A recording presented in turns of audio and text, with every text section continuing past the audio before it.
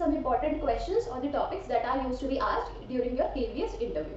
So let's go with the qualities of teacher. If they would ask what are the qualities of a good teacher, तो आप में क्या क्या qualities होनी चाहिए, एक गुड टीचर के अंदर क्या क्या क्वालिटीज होनी चाहिए, तो उसमें सबसे पहले आता है पर्सनालिटी. देखिए पर्सनालिटी का मतलब सिर्फ यही नहीं होता कि बाहर से किस तरह से आप दिख रहे हैं, किस तरह का आपका ड्रेसअप है, किस तरह का दृष्टिकोण आप रखते हैं, किस तरह से किसी सिचुएशन को हैंडल आप करते हैं. ये डिपेंड करता है आपकी पर्सनालिटी पे. आप पंचुअल हैं, आपका हर तरह का बिहेवियर, हर तरह की जो भी आप बिहेवियर किसी के प्रति शो करते हैं, वो सारी चीजें आपकी पर्सनालिटी के अंदर आ जाती हैं. यानी कि हमें बाहरी और आंतरिक यानी कि ओवट और कोवट दोनों तरह की पर्सनालिटी को देखना है.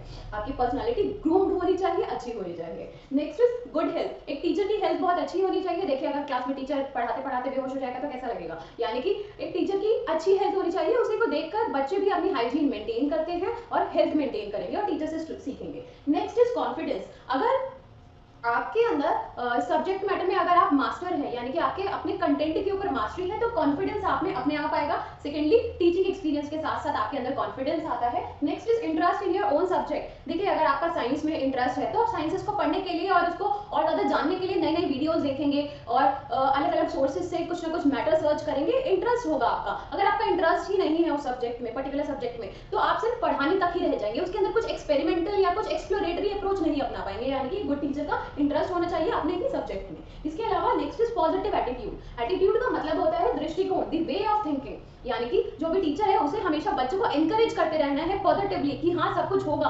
होप कभी नहीं छोड़नी है. यानी कि एक टीचर को हमेशा आशावादी होना चाहिए, पॉजिटिव एटीट्यूड रखने वाला होना चाहिए. Next is teaching methods. ये टीचिंग मेथड्स की नॉलेज एक टीचर को बहुत अच्छे से होनी चाहिए. जैसे मैंने बताया है, अगर आपको टीचिंग मेथड में डिफिकल्टी है तो आप मेरी वीडियो का लिंक दिया हुआ है टीचिंग मेथड्स का, उसको जरूर देखिए.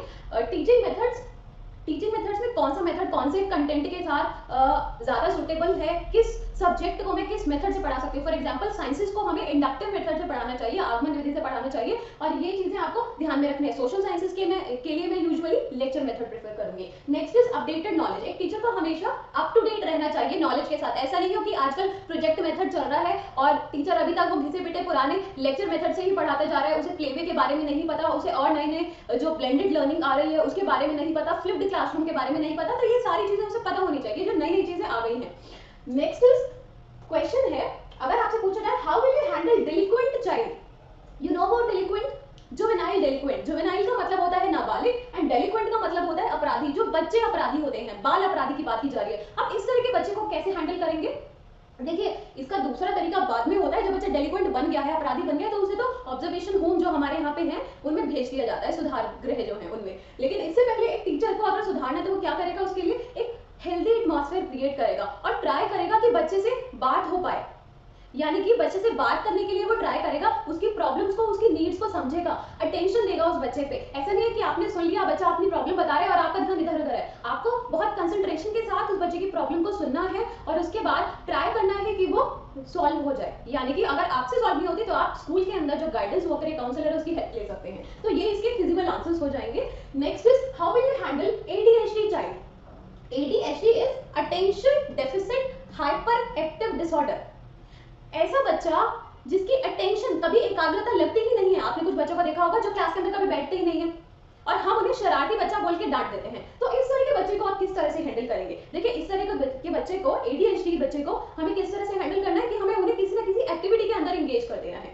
हम उसे असाइनमेंट दे सकते हैं, अलग अलग क्रिएटिव टास्क दे सकते हैं. तो हम उसे बहुत सारी एक्टिविटी में जब एंगेज कर देंगे तो जितनी एनर्जी के साथ बच्चा, उसकी मतलब जितनी एनर्जी है वो सारी की सारी एनर्जी पॉजिटिव वे में लग जाएगी, नेगेटिव किसी चीज में नहीं जाएगी. तो हमें क्या करना है, बच्चे को एक्टिविटीज के थ्रू पढ़ाना है, उसको एंगेज कर देना है, किसी ना किसी काम में लगा देना है. Next is what prior preparation you need to do for teaching using lecture method. Lecture method आपको सबको पता है, व्याख्यान विधि बोलते हैं इसे हिंदी में.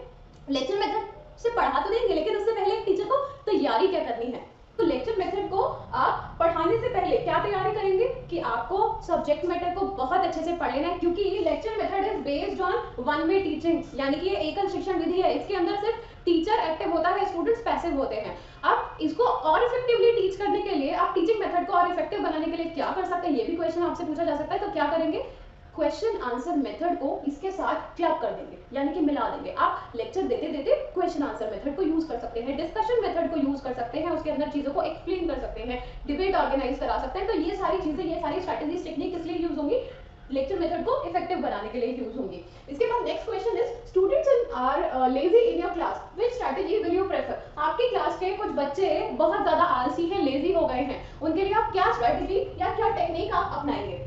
तो किस तरह की टेक्निक आप अपनाएंगे? अगर आपको याद हो तो स्कूल के अंदर जब आप खुद स्कूल में पढ़ते थे तो टीचर्स क्या करते थे? सिट स्टैंड खिलाते थे, या फिर आपको बोलते थे हैंड्स रब करो, आईज पे हाथ रखो। तो ये सारी चीजें क्या करती हैं? ये वार्म अप करती हैं, ये एनर्जी जो भी बच्चे की है उसको चैनलाइज कराती हैं। तो इस एनर्जी को चैनलाइज कराने के लिए बच्चों को थोड़ा सा एक्टिव करने के लिए हम क्या करेंगे? फिजिकल एक्टिविटी कराएंगे। थोड़ी सी छोटी सी कोई भी फिजिकल एक्टिविटी आप क्लासरूम में करा दीजिए और बच्चे एक्टिव हो जाएंगे, उनकी एनर्जी चैनलाइज हो जाएगी और वो दोबारा से अपनी वहीं पर स्टेट पे आ जाएंगे, लर्निंग के लिए, लर्निंग स्टेट में आ जाएंगे। Next question is some students of your class lack previous knowledge, how will you teach them? आपके क्लास के कुछ बच्चे ऐसे हैं जिनके पास बिल्कुल ही पूर्व ज्ञान नहीं है। आप 8th क्लास के अंदर पढ़ा रहे हैं, बच्चे को 6th क्लास की भी प्रीवियस नॉलेज नहीं है, तो आप लिंक कैसे करेंगे? क्योंकि देखिए सबसे पहले आपने लेसन प्लान भी बनाया है। अगर जब भी आपने लेसन प्लान बनाया है, जैसे भी आप पढ़ाते हैं, तो we used to start with reduction से, यानी कि जब आप प्रीवियस नॉलेज को नई नॉलेज से लिंक करके पढ़ाते हैं। प्रीवियस नॉलेज टेस्टिंग आपने पढ़ाई है, तो जब प्रीवियस नॉलेज ही नहीं है तो किस तरह से पढ़ाएंगे? तो इसका आंसर क्या होगा? क्या फिजिकल आंसर देंगे आप वहां पे इंटरव्यू के दौरान कि आप उनको एक्स्ट्रा क्लासेस प्रोवाइड करेंगे? क्योंकि देखिए बाकी सारे बच्चों का कोर्स और अपने सिलेबस को हैम्पर नहीं कर सकते, तो इसके लिए आप क्या करेंगे? रिमीडियल क्लासेस, उपचारात्मक कुछ कक्षाएं, यानी कि कुछ एक्स्ट्रा क्लासेस उनके लिए अरेंज करेंगे जो उनके लिए बेसिक के लिए होंगी। The next question is how integrated education is different from inclusive education? सबसे पहले जनरल स्कूलिंग हुआ था, यानी कि जनरल स्कूल्स खोले गए थे। जब ये देखा जाने लगा कि स्पेशल बच्चों को कहाँ पे लेके जाएं हम, उनके लिए कोई स्कूल्स नहीं अवेलेबल, तो हमने स्पेशल एजुकेशन यानी कि स्पेशल स्कूल्स को ओपन कर दिया। इसके बाद जब ये देखा गया कि हम तो जनरल और स्पेशल स्कूल खोल के सेग्रीगेट कर रहे हैं, बच्चों को अलग अलग कर रहे हैं, भेदभाव लेके आ रहे हैं, इसके लिए इंटीग्रेटेड एजुकेशन का कंसेप्ट आया, एकीकृत शिक्षा का कंसेप्ट आया, जिसके अंदर बोला गया कि हर बच्चे का राइट है, हर बच्चा स्कूल के अंदर आ सकता है, उसको कोई भी मना नहीं करेगा एडमिशन देने के लिए। But the difference between integrated and inclusive education was that कि इंटीग्रेटेड एजुकेशन के अंदर बच्चे को वही सारी फैसिलिटीज मिलेंगी जो एक जनरल बच्चे को मिलती है, कुछ भी एक्स्ट्रा नहीं मिलेगा। लेकिन इंक्लूसिव एजुकेशन के अंदर क्या है कि हम अपॉर्चुनिटीज प्रोवाइड कर रहे हैं। आजकल हर स्कूल के लिए मैंडेट है कि उसे रैम्स लिफ्ट लगवाने ही लगवाने हैं स्कूल के अंदर, और वो किसी भी बच्चे को मना नहीं कर सकता एडमिशन के लिए। यानी कि हम बच्चे को स्कूल के अंदर तो आने दे रहे थे इंटीग्रेटेड में, लेकिन हम कुछ अलग से स्पेशल फैसिलिटी नहीं प्रोवाइड कर रहे थे इक्विटी लाने के लिए, जो हम इंक्लूसिव एजुकेशन में कर रहे हैं। नेक्स्ट क्वेश्चन आपसे ऐसा भी पूछा जा सकता है, व्हिच कंडीशनिंग इज बेटर? आपने क्लासिकल और ऑपरेंट के बारे में सुना है। Classical conditioning was given by Ivan Pavlov and operant was given by BF Skinner. तो क्लासिकल कंडीशनिंग देखिए दोनों कंडीशनिंग ही बेटर है, depends on the level of the class, level of the child. यानी कि classical conditioning usually primary class के लिए use की जाती है, क्योंकि उसके अंदर हम बार बार चीजों को रिपीट कराते हैं, हमें अच्छी आदतें बच्चों की सिखानी है, तो हम क्लासिकल कंडीशनिंग को यूज करेंगे। और बड़ी क्लासेस में जहां हमें पुनर्बलन देना है यानी कि रीइंफोर्समेंट देना है, वहां पर हम ऑपरेंट कंडीशनिंग को यूज करेंगे कि हम रीइंफोर्स करेंगे, बच्चे को रिवॉर्ड देंगे या पनिशमेंट देंगे।